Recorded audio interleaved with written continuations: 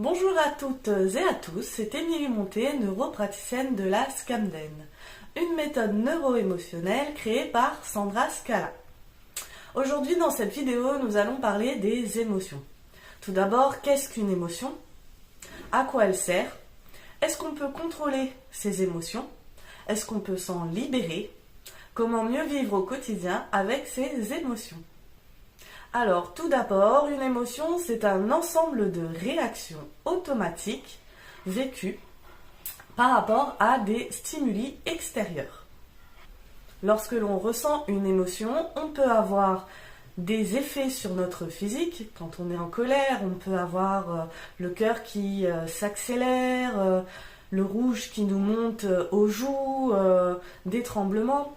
Ça peut être également pour de la peur. Quand on est triste, on peut avoir des larmes qui nous viennent, on peut avoir des difficultés à parler.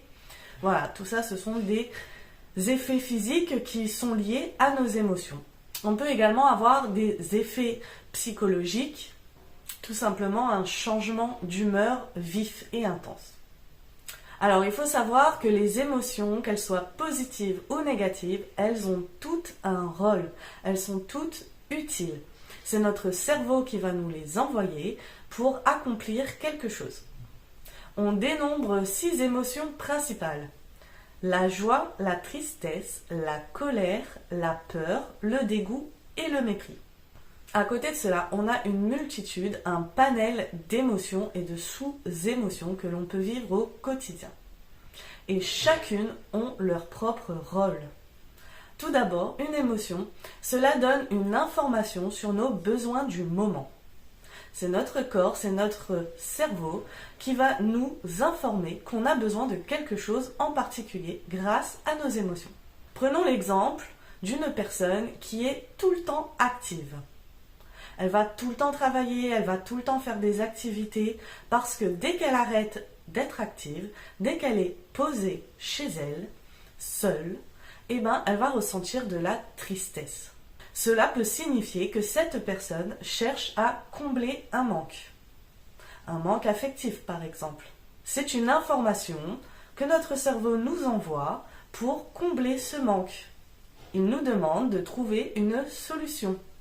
Il cherche à nous faire réagir. Les émotions, cela sert également à motiver et à organiser l'action. Prenons un exemple. Vous êtes avec votre enfant sur le point de traverser lorsqu'une voiture arrive. Et votre enfant, qui n'a pas vu la voiture, s'avance. L'émotion que vous allez avoir forcément, c'est de la peur. Et instantanément, votre corps va réagir par réflexe. Il va prendre votre enfant, il va le reculer, il y aura une réaction. Cette réaction, elle est instinctive, elle est primitive, un peu comme les animaux, mais elle est nécessaire. Si vous aviez conscientisé cette action, cela aurait pris trop de temps, et donc il aurait pu se passer quelque chose de grave. Donc les émotions, lorsque l'on les ressent, c'est réellement pour avoir une réaction instantanée, quelque chose de primitif. Comme on l'a vu dans les autres vidéos, j'en ai déjà beaucoup parlé, mais je vais le répéter ici. Les émotions, elles sont gérées par notre partie inconsciente de notre cerveau. Notre inconscient, il représente 95% de notre être. Il a sa propre logique et c'est plus fort que nous. Les émotions servent également à communiquer et influencer les autres. Tout simplement, de façon verbale et non verbale, nous allons échanger des informations avec les autres personnes qui nous entourent. Tout de suite, vous allez voir sur le visage de quelqu'un si tout va bien ou non. Et du coup, cela va apporter une réaction. L'être humain est un animal social, rappelons-le. Nous communiquons énormément de façon paraverbale. C'est ce qu'on pourrait appeler une vibration que l'on émet. Cette vibration va nous permettre de vivre en société, de pouvoir s'adapter. Lorsqu'on voit qu'une personne est en colère, on va pouvoir s'adapter pour pouvoir justement apaiser sa colère, ou en tout cas ne pas l'augmenter. Lorsque l'on voit qu'une personne est triste, nous allons vouloir, en général, la réconforter, lui apporter plus de joie. C'est un mécanisme d'autodéfense, mais également de communication. On a souvent entendu parler d'intelligence émotionnelle. Alors, qu'est-ce que l'intelligence émotionnelle? C'est tout simplement savoir reconnaître les émotions chez soi d'abord et ensuite chez les autres et de pouvoir s'adapter, faire en sorte que la situation reste toujours bénéfique. L'intelligence émotionnelle, c'est savoir se mettre à la place de l'autre, savoir comprendre son point de vue tout en gardant le sien, pour pouvoir mieux l'aider, pour pouvoir mieux s'aider, pour pouvoir mieux communiquer et pour pouvoir mieux échanger.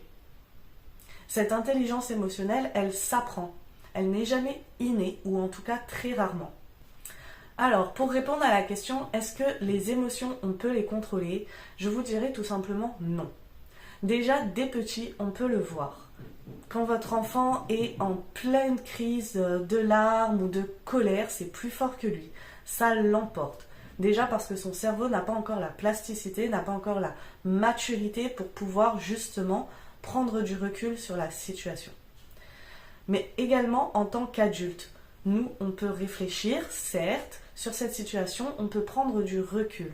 Mais la première chose qui va se passer, c'est une réaction. C'est ce stimuli extérieur qui va nous emporter. C'est une émotion forte et vive. Il est important de bien le comprendre parce que avant de vouloir contrôler ces émotions, avant de vouloir les gérer, c'est beaucoup plus intéressant de pouvoir les recenser, de pouvoir les vivre pleinement, justement pour pouvoir les travailler ensuite. Imaginons que vous êtes au travail, vous avez un différend avec un collègue sur un sujet, sur un dossier que vous êtes en train de traiter. C'est plus fort que vous, votre émotion va être là. Vous allez être en colère, vous allez être agacé. C'est quelque chose qui est incontrôlable. Cependant, vous pouvez identifier cette colère. Le fait de l'identifier va vous permettre déjà de savoir que vous êtes dans une situation tendue et de réagir en fonction pour essayer par exemple d'apaiser ce différend en discutant ou en vous éloignant. Dans cet exemple-là, l'intelligence émotionnelle serait donc qu'après avoir pris du recul sur la situation, vous vous mettiez à la place de votre collègue. Qu'est-ce qu'il pense? Qu'est-ce qu'il ressent par rapport à cette situation? Tout en gardant votre point de vue. Mais si vous arrivez à vous mettre à sa place, à lui, déjà une partie de vous s'apaise. Car vous comprenez pourquoi il agit ainsi. Et vous pouvez donc mieux communiquer, mieux interagir pour améliorer la situation. Donc, on a compris que les émotions, c'était plus fort que nous. C'était un réflexe primitif. On a également compris que les émotions, quelles qu'elles soient, avaient toutes un rôle. Cependant, lorsque les émotions sont poussées à l'extrême, les sensations et les pensées qui l'accompagnent peuvent devenir des faits. Par exemple, si je me suis senti incompétent, c'est que je le suis. Ou, si je sens que quelque chose est juste, c'est que c'est juste. Ainsi, nos émotions vont matérialiser notre propre réalité. Et c'est pourquoi, après avoir ressenti des émotions, après les avoir vécues, il est important de les identifier et de trouver à quel moment elles se sont déclenchées, dans quelle situation, pour pouvoir les travailler ensuite. C'est le travail que l'on fait avec la Scamden. On va vous poser diverses questions pour savoir quand est-ce que ces émotions se sont déclenchées, quand est-ce qu'elles se sont activées, dans quelle situation, avec quelle personne. Le but étant de vous en libérer de façon naturelle et efficace, depuis leur origine, depuis leur activation. Ainsi, nous allons aider le cerveau à faire ce qu'il fait naturellement, digérer ces émotions qui se sont matérialisées et qui se sont ancrées en vous. Le but étant de vraiment créer un cheminement intérieur qui va vous aider à libérer vos émotions négatives. Et donc, à matérialiser une autre réalité qui est beaucoup plus positive. Avant de terminer cette vidéo, j'aimerais qu'on parle des émotions des enfants également. Nous savons tous que les enfants n'ont pas la maturité émotionnelle et la maturité cérébrale pour pouvoir reconnaître et gérer leurs émotions aussi bien que les adultes. Et c'est tout à fait normal, ils sont en plein apprentissage. Je ne vais pas faire de longs discours à ce sujet-là, je ne vais pas donner des explications approfondie. Je vais simplement vous donner un conseil. Lorsque votre enfant est en proie à une forte et vive émotion, même si cela peut être dur pour nous, par exemple lors d'une dispute, je vous conseille de prendre du recul comme on l'a vu. L'intelligence émotionnelle. On vit notre émotion, on comprend notre émotion, on prend du recul sur cette émotion. Ensuite, nous pouvons accompagner notre enfant dans ses propres émotions à lui, pour l'aider à traverser cette crise. Et lorsque la situation est terminée, lorsque tout est redevenu positif et bénéfique, c'est à ce moment-là qu'on peut discuter, échanger, comprendre et surtout travailler sur ses propres émotions à nous. Voilà, cette vidéo est terminée. Comme d'habitude, je vous laisse mettre en commentaire votre avis, votre opinion. Si vous avez des compléments d'informations à donner, c'est avec grand plaisir. Si vous avez des questions à poser, j'y répondrai toujours. Je tiens à rappeler qu'il ne reste que quelques jours pour la promotion de Noël concernant le stage Interpréter les messages symboliques qui se déroulera en janvier. Comme toujours, toutes les informations sont en description. Et si vous avez aimé cette vidéo, pensez à liker et à vous abonner. Concernant la vidéo de la semaine prochaine, je ne suis pas sûre de pouvoir la mettre à temps parce que nous rentrons dans les vacances de Noël. En tout cas, il y en aura bien une aussi rapidement que possible et je vous tiens informé. Au revoir, à bientôt!